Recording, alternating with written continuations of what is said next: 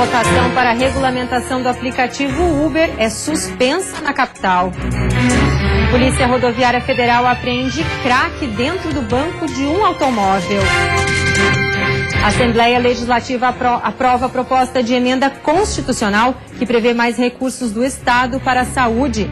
E no futebol, a briga do Avaí pelo acesso. Amanhã o desafio é contra o Vasco da Gama, no Rio de Janeiro.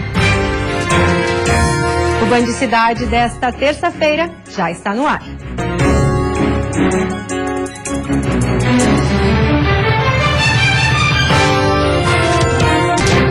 Olá, boa noite.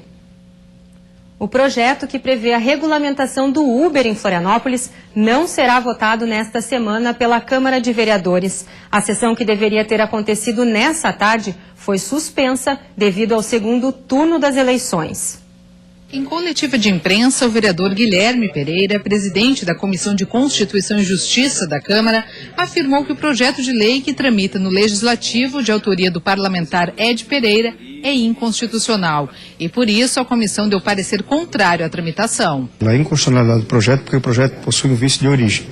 Então teve voto contrário de 5 vereadores na Comissão de Justiça e 1 voto favorável. 5 vereadores acompanharam o parecer do relator, o vereador Roberto Catume, porque o projeto possui um vício de origem. O projeto, lá na frente, pela sua inconstitucionalidade, poderia caber uma ADIM da Prefeitura ou do Ministério Público e o projeto não ser efetivado na sua lei. Mesmo com o parecer de inconstitucionalidade, o projeto seguirá para a votação em plenário. A expectativa é que ele seja analisado na próxima sessão ordinária, que acontece na segunda-feira. Se for votado pela tramitação, se for aprovado em plenário, é soberano. Se passar, ele continua tramitando, ou se ele for rejeitado, ele é arquivado, e aí aguardaremos o decreto ou um projeto de lei do Executivo. Para que o serviço do Uber seja regulamentado em Florianópolis, a proposta deve vir do Executivo, através de um projeto de lei ou de um decreto municipal. O vereador Guilherme Pereira se diz a favor do serviço e espera que a regulamentação aconteça antes do início da temporada de verão. Eu tenho meu parecer favorável a isso, minha opinião como parlamentar, e acho que outros vereadores também teriam a mesma opinião e acho que isso ajuda a cidade no todo, né? A temporada de verão está chegando, e também dá maior diversidade e maior conceito para a nossa cidade. O serviço de transporte de passageiros através do aplicativo Uber começou a funcionar em Florianópolis no dia 30 de setembro. A Prefeitura de Florianópolis deve criar um comitê entre o poder público e a sociedade civil para regulamentar aplicativos de transporte. E a Polícia Rodoviária Federal apreendeu 15 quilos de crack em um fundo falso do banco de um automóvel. A apreensão aconteceu na BR-101, em Barra Velha, no litoral norte do estado. O condutor do veículo disse à polícia que vinha de Foz do Iguaçu com destino a Florianópolis. O material apreendido, o motorista e sua esposa foram encaminhados à Polícia Federal. E a seguir, governador visita obras do Museu da Comunicação na capital. E ainda, Outubro Rosa é debatido na Assembleia Legislativa. Nós já voltamos.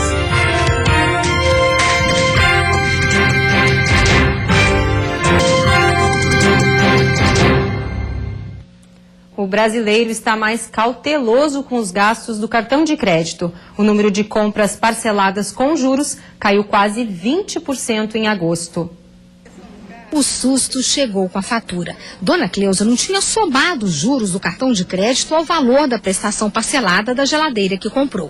Não conseguiu pagar e precisou pedir dinheiro emprestado para as filhas. Não observei que eles estavam me cobrando juros. Extrapolei. E aí, fiquei no vermelho. Depois do descuido, Heloísa também aprendeu. Eu sou uma consumidora bastante consciente hoje. Fico bem atenta. Por exemplo, se eu faço uma compra de R$1.000, tem que ser 5 de 200. Comprar parcelado no cartão de crédito só se for sem juros. Pelo menos essa tem sido a preferência de muitos consumidores. É uma alternativa para economizar e adequar a compra ao orçamento. Vale a pena, principalmente se a gente levar em consideração que os juros no cartão de crédito superam 15% ao mês. A maior taxa dos últimos 21 anos. Somente em agosto, compras à vista ou parceladas sem juros no cartão de crédito somaram quase 63 bilhões de reais. Um aumento de 11% em relação ao mesmo período do ano passado. Já as compras no cartão com juros caíram quase 20%. Isso mostra que o consumidor brasileiro está mais reflexivo no momento das compras. Não está tão impulsivo. Pagou um alto preço por esse endividamento e agora está buscando não repetir os erros do passado. Hoje eu presto muita atenção. Se tiver juros, eu não compro. Você compra uma coisa no valor de duas, geralmente. Não é preciso deixar de lado o cartão de crédito. Basta usar com sabedoria. Foi assim que a Rose parcelou em 3 vezes, sem juros, os óculos novos. Você já divide, né? Ainda vai pagar juros sobre essa divisão que é feita. Não acumula muito, né, coisa para pagar.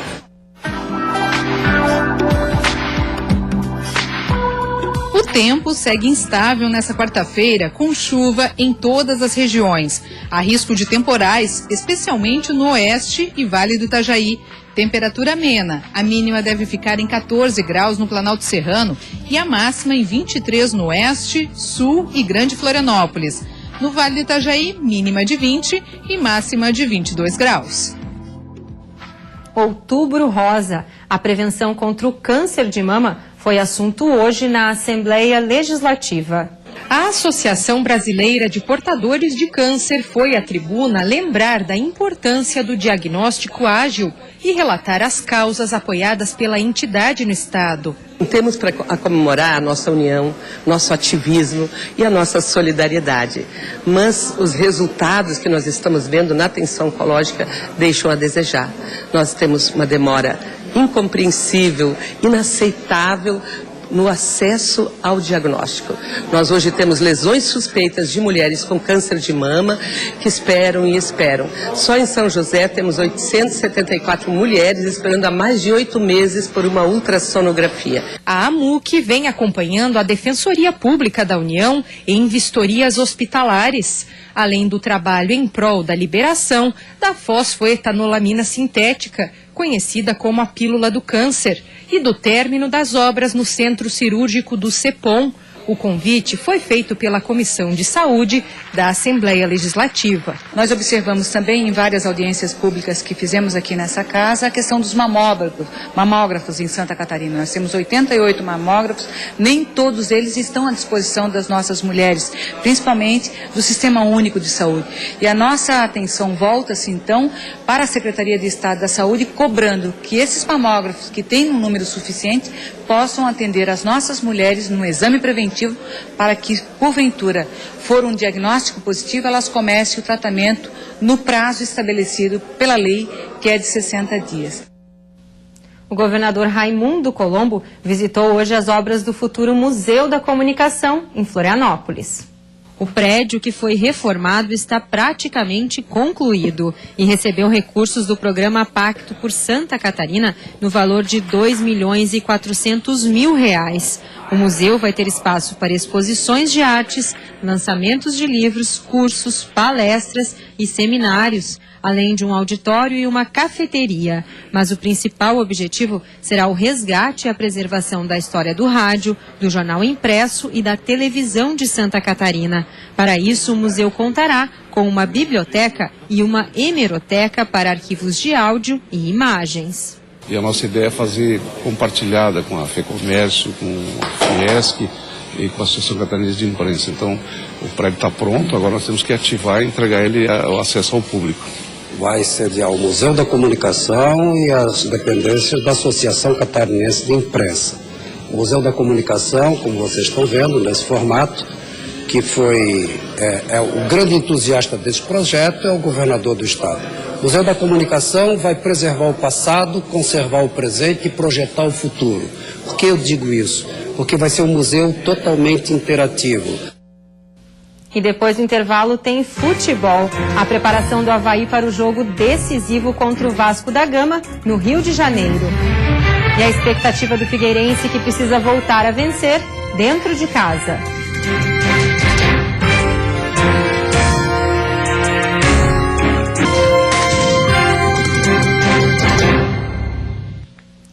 Um Um jogo difícil, mas que pode ser decisivo para a briga do Avaí pelo acesso. Amanhã à noite o time enfrenta o Vasco da Gama em São Januário. Não encaro assim. As pessoas fazem esse clima, decisão. A gente tá aqui no Avaí, eu estou vivendo decisão desde que eu cheguei. Ter experiência é outra coisa, né? Não importa o jogo, o Betão tá tranquilo. Mas prestes a encarar o Vasco, o Leão tem alguns problemas. A lesão no tornozelo de Alemão e a sua ausência na próxima partida já estavam confirmados. Mas ontem também foi confirmado o desfalque de Renato. O lateral já não tinha treinado na quinta, sexta e no sábado pelo desgaste.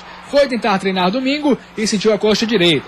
Vai passar por mais exames, mas só deve voltar no jogo seguinte, contra o Paraná. Só que tem boas notícias também. Diego Jardel não participou do treino de ontem, mas foi apenas preservado. Vai ser uma das opções de Claudinei Oliveira. Lucas Coelho é outro que fica à disposição, participou do coletivo.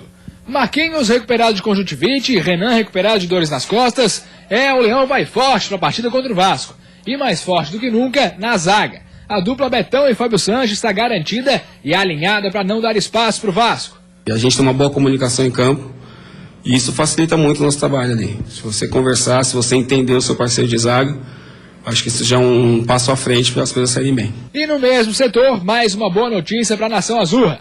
Depois de uma negociação que, segundo o presidente do Avaí, durou 5 horas, Gabriel, o zagueiro revelação do Leão, de apenas 18 anos, renovou o contrato até 31 de dezembro de 2018.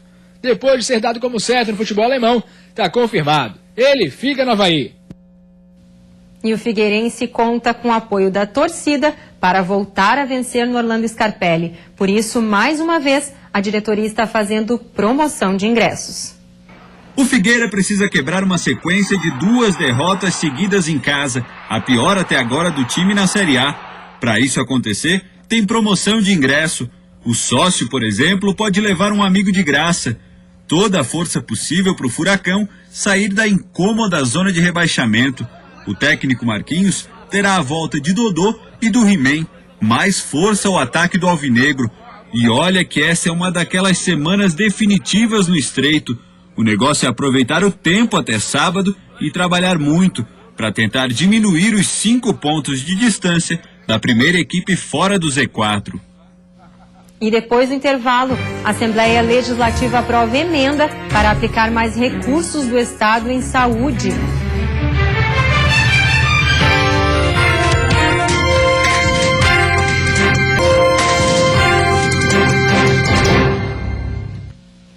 Alívio na saúde, um dos setores que mais passa por dificuldades em Santa Catarina, deve ser beneficiado com aumento de recursos. O projeto foi aprovado pelo Legislativo. A proposta prevê uma emenda na Constituição catarinense para aplicar mais recursos do Estado em saúde. Atualmente, o percentual mínimo previsto em lei é 12%. Nós vamos votar a redação final amanhã e devemos promulgá-la ainda no dia de amanhã, de forma que ela possa fazer parte já do orçamento de 2017, uma vez que estando em vigor, deverá ser respeitada pela Comissão do Orçamento da Casa e também pelo próprio governo. Pelo projeto, o aumento será gradual, com acréscimo de 1% ao ano até 2019, ou seja, 13% a partir de 2017, 14% previstos para 2018 e os propostos 15% de 2019 em diante. De acordo com a Secretaria da Fazenda, em 2015, Santa Catarina investiu quase 2 bilhões e 42 milhões de reais no custeio da saúde pública no estado, cerca de 12,8% da receita estadual. Com a medida, a expectativa é, num futuro próximo, incrementar em cerca de 330 milhões de reais as instituições que prestam serviços médicos e hospitalares. Na Assembleia Legislativa de Santa Catarina, os deputados estaduais aprovaram o projeto de lei por unanimidade, mas apesar da nova legislação, há preocupação se haverá dinheiro em caixa para garantir a mudança. No mesmo dia em que se vota na Câmara Federal a PEC 241, que congela investimentos em saúde e educação na área social como um todo, mas especificamente tratando da saúde, nós percebemos que aqui em Santa Catarina o Estado avança no percentual constitucional. Então veja bem, se nós não resolvermos o valor investido a nível federal, é claro que também haverá perdas para a saúde do Estado de Santa Catarina.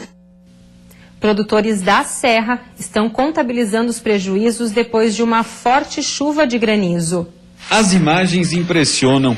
A quantidade de granizo foi tão grande que as pedras de gelo acumularam no chão.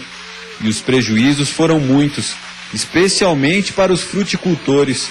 Só em Bom Jardim da Serra, pelo menos 50 produtores de maçã registraram perdas. Muito vento e o granizo intenso, sem parar. E começou a primeira pegada começou sem chuva, só pedra graúda. A chuva durou aproximadamente 15 minutos e fez muitos estragos. Só nessa propriedade de 55 hectares, a expectativa era colher 2.000 toneladas de maçã e foi praticamente tudo perdido. Folhas, frutas e até mesmo os galhos ficaram danificados. Seu Ivanildo, proprietário do pomar, calcula um prejuízo de mais de 2 milhões de reais. De acordo com o produtor, o custo deve aumentar muito, já que ele terá que fazer um grande trabalho para recuperar o pomar. E a fruta não tem recuperação. Recuperar o pé para a próxima safra de 2017. Já tinha visto alguma coisa parecida? Não, na nossa região nunca tinha acontecido isso. A prefeitura já estuda a possibilidade de decretar situação de emergência no município. Uma reunião deve ocorrer amanhã para calcular os prejuízos, mas a estimativa é de uma perda de 20% na próxima safra. Estamos fazendo esse levantamento para ter alguns números, para a gente ver qual é a real situação e a partir de amanhã a gente fazer alguns encaminhamentos aí futuros, né, que é bem preocupante essa situação, né? O nosso município, a economia gira em torno da maçã. E você fica agora com o Jornal da Band. Boa noite e até amanhã.